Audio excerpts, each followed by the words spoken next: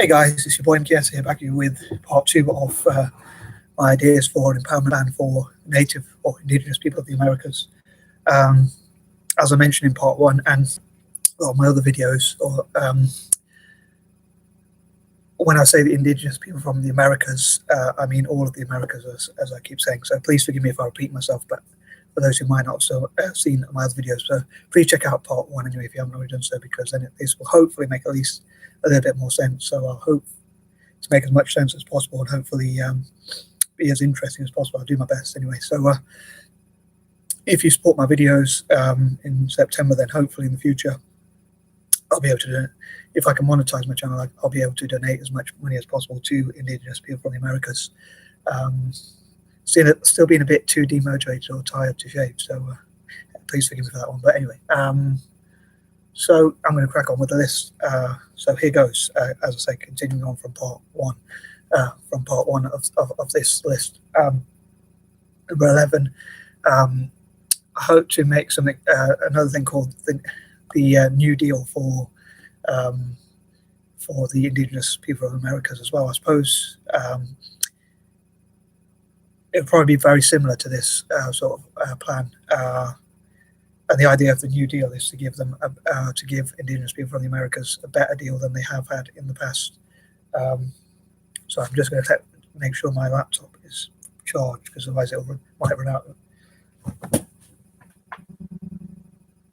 Yeah, it's charged. Sorry, just panicking about my laptop, or the laptop. Anyway, so yeah, so the New Deal for Indigenous people from the Americas, which I hope to talk about on Friday the 11th. All being well. I'll not to be too repetitive, as I said before. Number 12, I also dream for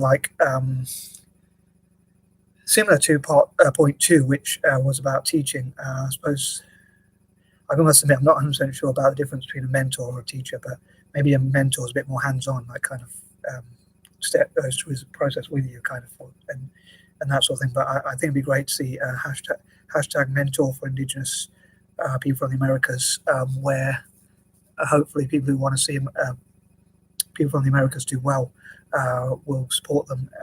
Maybe it could be something to be proud of. People can mentor, volunteer, teach, train, and just generally support people from the Americas. Say for instance, a person who's a business person who's done well, whatever their background might be, could be Asian, could be Indian, Chinese, or whatever, going to support Indigenous people from the Americas, going into their communities and teaching them what they're good at, whether that's technology or whether it's science, technology, entrepreneurship, English, or whatever they can teach, maths or whatever. And yeah, maybe there could be tax exemptions and things like that, or tax incentives rather, if you like, exemptions or incentives, whichever you prefer to use, losses or breaks or cuts or whatever, for empowering Indigenous people. And to me, that would be worth it, because I think they have been an oppressed group for so long that to me is what tax should be used for. And I'd love to also lobby for less money to go towards things like wars or weapons trade or military industrial complex or things like that, and more money to go towards Indigenous people from the Americas, and that sort of thing. Number 13, I hope to address some of the problems they face, with the health problems, unfortunately, like COVID, and also underlying health problems they had for a long time in history, even before COVID, which has been exacerbated. I don't know how long Indigenous people have had these health problems, but possibly after European settlers came in. But historically, some of the European settlers apparently deliberately infected them with diseases and things like that. So I think it'd be good now to make up for that kind of history by helping them with their health, in terms of helping them tackle diabetes or heart problems or other problems that they might face. And I hope to cover this on Friday as well, because my patterns and literation or that, Food Fridays or whatever. But there are a few Indigenous people, I think, who are talking about Indigenous food and cuisine, and before Europeans came along, they had healthier diets and things like that, and they're trying to go back to those sorts of healthier diets, which will help them in the longer term. It feels a bit hypocritical or a bit rich, as I say, for me to say about sorry, my nose is really itchy. Saying about healthy eating, because I don't eat the most or drink the most healthy myself, but it could be something they could learn and maybe be supported. Number 14 on that point, sorry, I hope to look at their problems and then look at how to solve those problems. And I suppose if you don't look at the problems and take them on, and as someone called it, I think, be pragmatically pessimistic. In other words, though people often talk about being positive and having positive affirmations and being thinking positively and optimistically, sometimes there's a place to actually understand that it's like people say, if you don't know there's problems, you can't really confront those problems. So I think it's really important to address those problems and hopefully find the solutions towards those problems, help them solve their problems, again through like mentors, teaching, training, and just generally empowering them.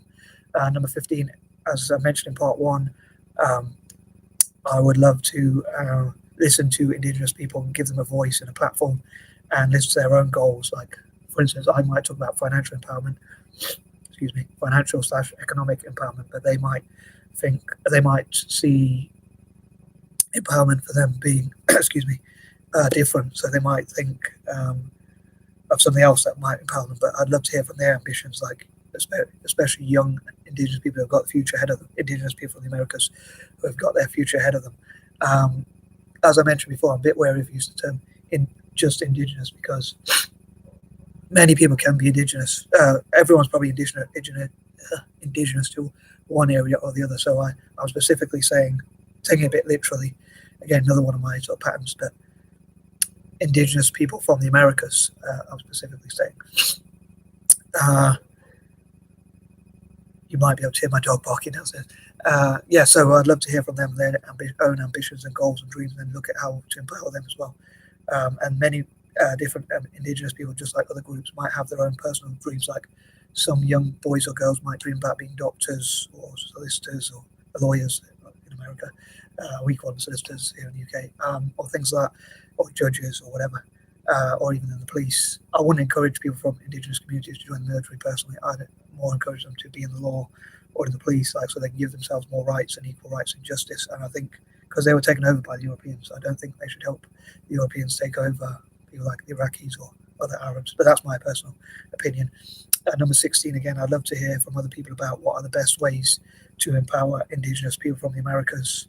And I also hope to cover, as I said before, like different things on different days, like writing, poetry or art or things like that on Wednesdays, politics on Thursdays and things like that. I won't go through the whole list here, but hopefully cover those in due course. Number 17, I'd love to hear from about the strengths of Indigenous people and possibly even what the rest of the world can learn from Indigenous people of the Americas, sorry. And again, like what their strengths are, First Nations people, and just what we can learn from them, but also how they can utilize those strengths and show what they can achieve when they put their mind to it. And I know there are already organizations in America and Canada which are helping Indigenous people locally, and maybe we can look at those success stories and take them to, as I said before, like Brazil, Argentina, Peru, Paraguay, Uruguay, and places like that. Number 18, again, I hope to hear about positive things about what's happening in Indigenous communities in the Americas, and also like positive things we can learn about their culture and positive things about their culture, what people think are positive about Indigenous people from the Americas, and possibly by empowering them, they can also help other groups of what I call the 4 or the 6 or whatever, which I mentioned before.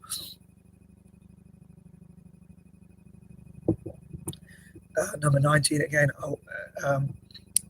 I do wonder how possible it is to unite them together, connect them together, and also empower them. But hopefully we'll find a way and work with other people who have those skills and abilities or experience of fundraising or things like that. I hope to find the best ways to empower them. And number 20, especially young people, and I'd love to see put forward the idea that 10% of the probably my favorite figure, like 10% of the wealth, property, land, and other 10% of the wealth, property, and land ownership being set aside for Indigenous people from the Americas, and also like 10% of the politicians being Indigenous people from the Americas, like in their own country. Like, which could mean they could challenge things like deforestation or right-wing governments or whatever. Anyway, I think that's enough of me waffling, so I'm out. Peace out.